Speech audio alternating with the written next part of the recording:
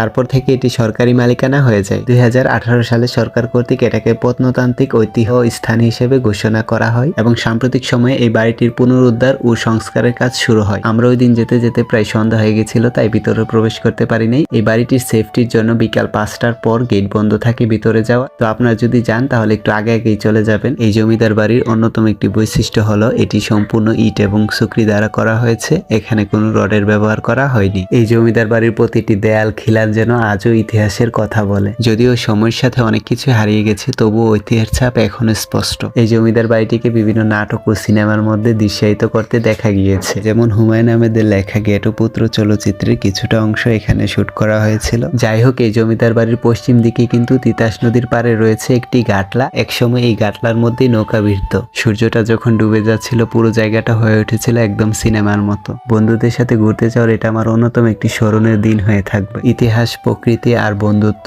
সব মিলিয়ে দারুণ একটা সন্ধ্যা। তো আজকে এটাই ছিল হরিপুর জমিদার বাড়ির ভিডিওটা ভালো লাগলো অবশ্যই একটা লাইক করে দিয়েন, কমেন্টে জানান ভিডিওটা কেমন লাগলো। আর হ্যাঁ, পেজে নতুন হলে কিন্তু ফলো করতে একদম ভুলবেন না। দেখা হচ্ছে নতুন কোন এক ভিডিওতে। আল্লাহ হাফেজ।